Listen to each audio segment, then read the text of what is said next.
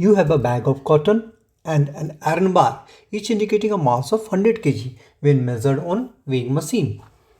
तो आपके पास दो बैग है, एक बैग है क्या कॉटन का और दूसरा क्या है आयरन का।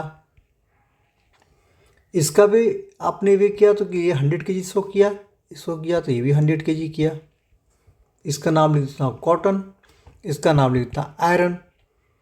अब दोनों में अंतर क्या है, आप जब आर्गुमेंट का प्रिंसिपल आप याद करेंगे तो उसमें क्या बताया गया था कि जब भी हम किसी पानी में कोई भी ऑब्जेक्ट को इमर्स करेंगे तो क्या करेगा, ये पानी को बाहर की तरफ हटाएगा और पानी चाहेगा क्या इस जगह को वापस हम ले लें, इक्विलिब्रियम हो जाए। ये दो टेंडेंसी है। तो आप ऊपर से फोर्स लगाएगा इतना ज़्यादा, ठीक है, और नीचे से फोर्स लगेगा इतना। तो यही रीज़न होता है किसका, बॉयंसी फोर्स का। जो भी बॉयंसी फोर्स होती है इसका यही रीज़न हो जाती है। तो अब क्या है, हवा जो में हम जब कॉटन बैग वेइंग कर रहे थे तो इसमें हवा में जो डुबा एक तरह से यही सारे एयर एयर एयर ये सब तो एयर ही है। तो एयर भी तो एक मीडियम ही है। तो एयर की टेंडेंसी क्या है कि इस कॉटन बैग ने जितनी हवा पार्टिकल्स को हटा दिया है हवा वापस भर दे। इस जो आयरन बैग है, आयरन बार की बैग है, इसने भी तो अपने चारों तरफ से हवा हटा लिया है, लेकिन ये कम हवा हटाया है, ये ज़्यादा हवा हटाया है। तो हम ये मान सकते हैं क्या, सपोज कीजिए फॉर एग्जांपल ये 10 न्यूटन का स्पेस हवा का फोर्स लग रहा है ऊपर की तरफ, बॉयंसी फोर्स।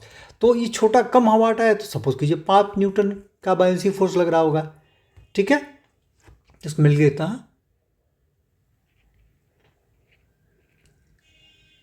बुओयंट फोर्स। इसमें क्या लग रहा होगा,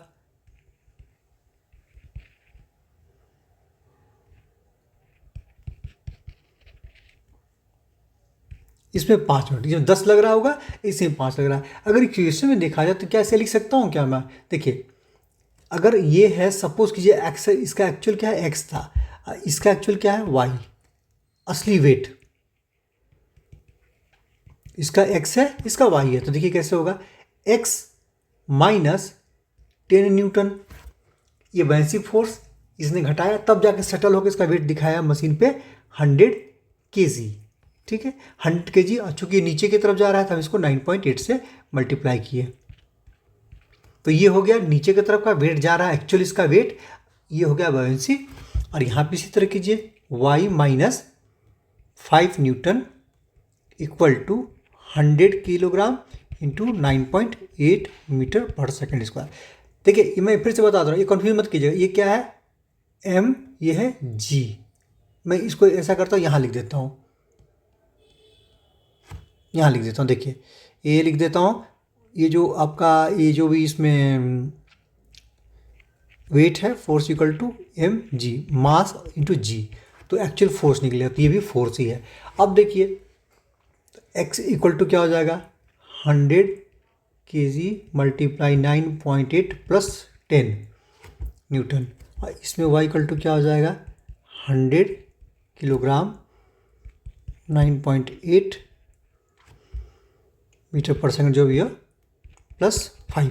तो देखिए ये क्वांटिटी में सिर्फ 5 जुड़ा है, इस क्वांटिटी में 10 जुड़ा है, तो एक्चुअल भारी कौन हो गया, ये भारी हो गया। तो हमारा कॉटन बैग ज़्यादा भारी होगा, ये समझने के लिए है।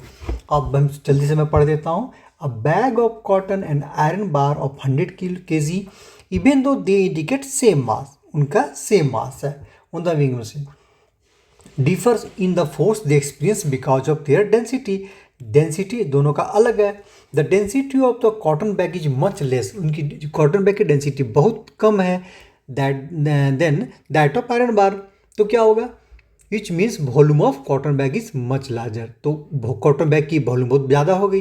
तो क्या होगा उसके बाद, hence buoyancy force act on the cotton bag due to air is more than that acting on the iron bag. Iron bag से ज़्यादा फोर्स लग रही होगी कॉटन बैग पे, therefore in reality cotton bag is more heavier than iron bar.